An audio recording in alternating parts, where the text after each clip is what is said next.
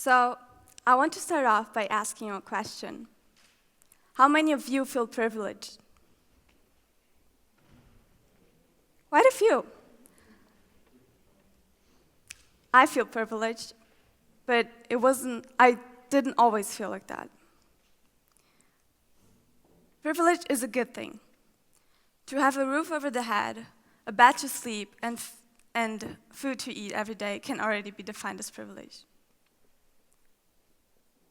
However, there's a point where some people get so rich and others so poor that the gap between them gets too big.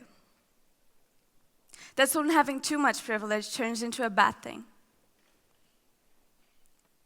These are some of the cars I saw around our school. And these are some of the transportation methods some people have to take around the world.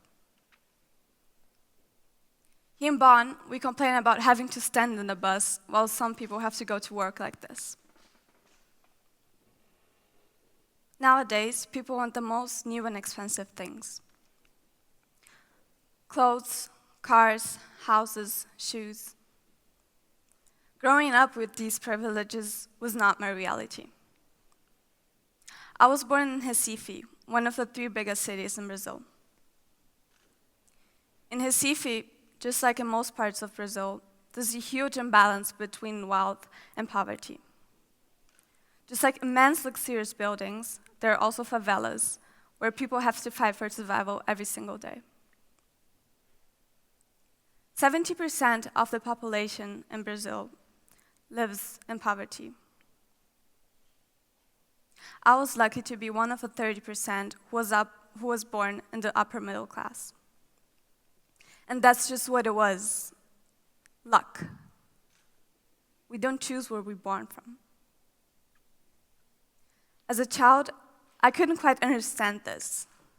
My babysitter, Dida, and second mother, as I call her, used to sing to me, "Eu sou pobre de maré, tu é rica de maré." This basically means, I'm poor, you're rich. This made me sad, as I didn't think I was rich and didn't want to be wealthier than her. When we moved to Germany, Dida decided to build a kindergarten in Recife to make a living. She called it Luara, after me, Luana, and my sister, Chiara.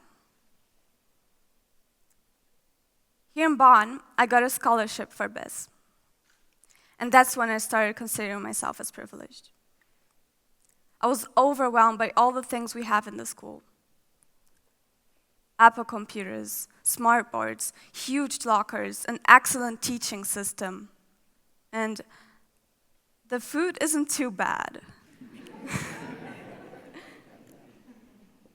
But still I hear students complaining about how the school could be so much better. And don't get me wrong, I have these thoughts too.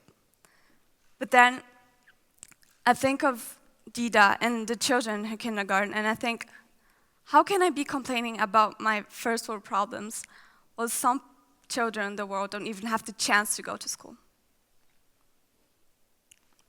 I asked a few students in our school, and 6 out of 20 said that they feel privileged. Meaning that 14 out of 20, the big majority, doesn't. And that is the big problem. If we don't start considering ourselves as privileged, we will want more. More houses, more cars, more money, more. And this, while children all around the world are starving and working on the streets every single day to survive. Well, they can't have what every child should have the right to, a childhood. And I think, isn't there anything we can do? Last summer, I went to Dida's kindergarten, Luara, to take a few images and videos of it. I made a documentary and showed it around school, in the hope of raising awareness and some money for the school, which really needed it.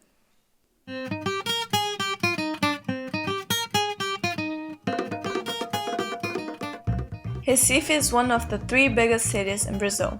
The metropolitan area has more than 3 million residents, from which more than 70% live in the slums.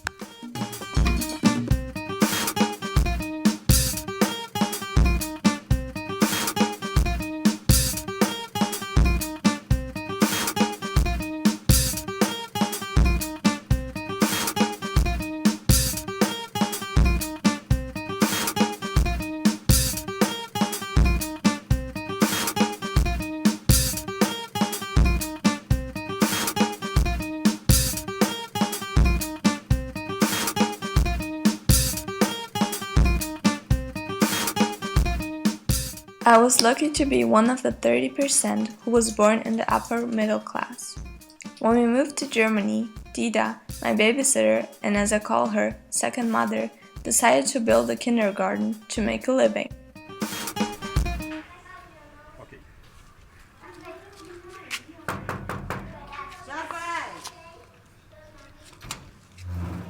Bom dia, sejam bem-vindos à creche Luana. Pode entrar.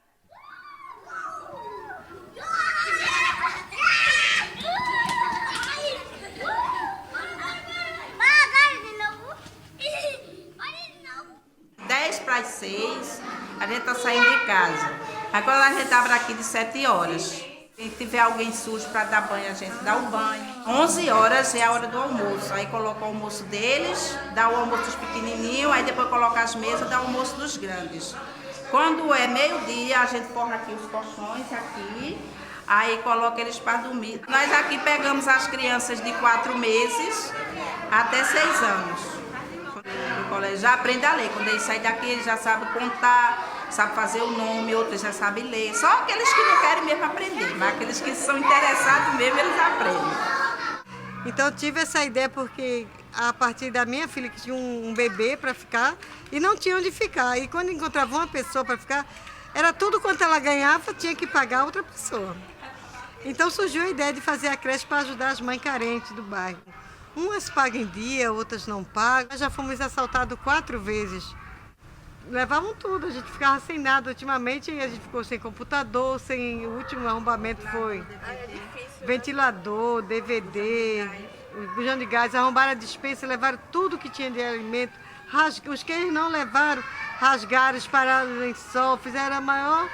Foi um tipo de vandalismo na despensa. Os papéis que havia aqui na creche, eles foram no banco com alguns papéis que a gente deixava aqui e tentaram fazer um empréstimo em nome da creche. Nossa sorte é que o gerente ligou para nós. Quando eu desejei esse sonho foi porque para cuidar com amor dessas crianças carentes, que são filhos de quê? De pais separados, pai alcoólatra, drogados. E tem também assim, umas crianças aqui só tem pai, não tem mãe. Outras só tem mãe, não tem pai. E aqui eles recebem afeto, carinho, cuidado. Durante 5 dias da semana eles têm coisas que eles não têm em casa. After showing the documentary in school, I was surprised by the amount of people who came to me and asked me how they can help. From the money that was donated, the kindergarten could purchase a slide, which it didn't have before. It had been broken into 4 times. And since they got a night guard from the money that was donated, it didn't happen anymore. This made me think about what a great impact a little action has on people, what changes, transformations it can cause. Imagine if it was possible to do this action for other kindergartens. Imagine if this transformation would help children all around the world.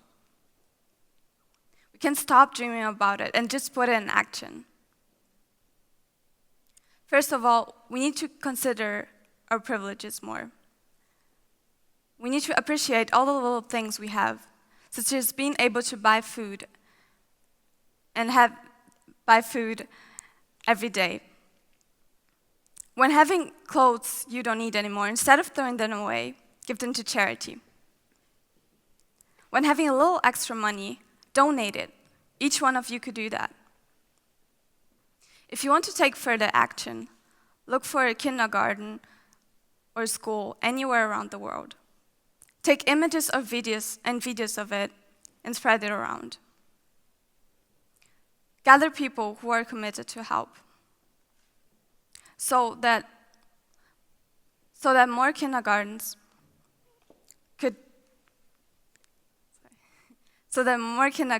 experience this change.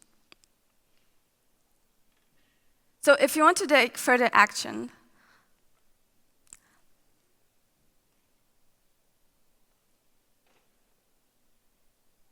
so if you want to do this change, look for, sorry. So if you want to change the world, take images and videos of kindergartens anywhere around the world. Gather people who are committed to help. We as privileged people could give a bit of a well to those who are less privileged. We can do this change. We can transform the world. Thank you.